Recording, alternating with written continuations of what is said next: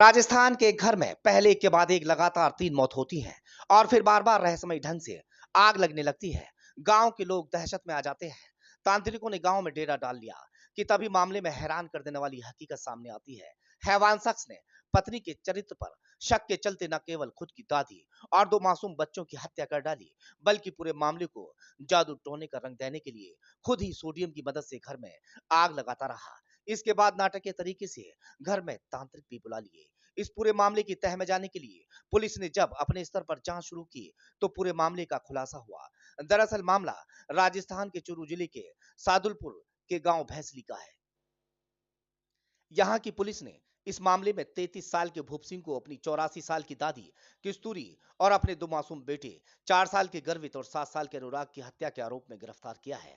उसने पूरा प्लान बहुत ही खतरनाक कहानी के साथ बनाया था, लेकिन मामले को जादू टोने का रंग देने के चक्कर में खुद ही फंस गया। आपको बता दें कि भूप सिंह के घर में 1 फरवरी को उसकी 82 वर्षीय दादी की उल्टी होने से मौत हो जाती है। घर वालों और ग्रामीणों को ये सामान्य मौत लगती है और उसका अंतिम संस्कार कर दिया जाता है। इसके बाद 13 दिन बाद 13 फरवरी को भूप सिंह के 4 साल के बेटे गर्वित को उल्टी होती है। परिजन उसे हॉस्पिटल लेकर जाते तब तक उसकी मौत हो चुकी थी। किसी ने अचानक हुई मौत पर भी कोई ध्यान नहीं दिया। कम उम्र के कारण अंतिम संस्कार के तहत बच्चे का शव दफन कर दिया जाता है। इसके बाद भी हैवान कातिल बाप का दिल नहीं पसीजा और अब बारी थी बड़े बेटे अनुराग की।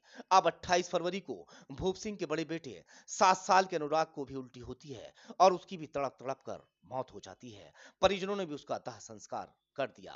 एक ही घर में लगातार अचानक 3 मौत के बाद अब परिजनों और गांव वालों में जादू टोने की चर्चाएं शुरू हो जाती है।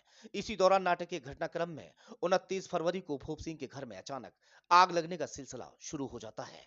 कभी दीवार पर टंगे कपड़ों में, कभी बिस्तर में, कभी पशुओं के चारे में आग लगने लगती है। घर में रहस्यमय तरीके से आग लगने लगती है, जिसकी खबर पूरे प्रदेश में आग की तरह फैल जाती है। गांव में तांत्रिकों का जामड़ा लग जाता है। इसके बाद पुलिस हरकत में आती है।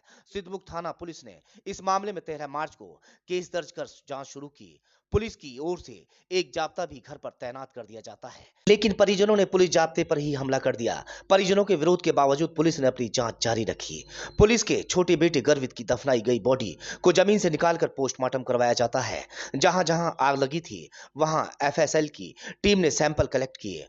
पुलिस ने साइंटिफिक एनालिसिस और बच्चे को पोस्टमार्टम रिपोर्ट के आधार पर जो खुलासा किया उसे जानकर सभी के पैरों तले जमीन निकल गई। जिन बच्चों पर वह बेइंतहा प्यार लुटाता था उन्हीं बच्चों के कत्ल के जुर्म में पुलिस ने बच्चों के पिता भूप सिंह को गिरफ्तार कर लिया।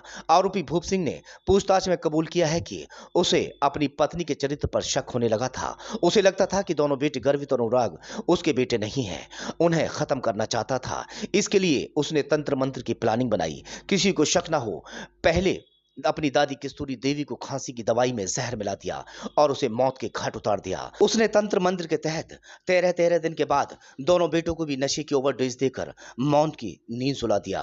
बच्चों के मरने के बाद भी किसी को शक न हो इसलिए घर में जगह जगह आग लगाकर जादू टोने की अफवाह फैला दी।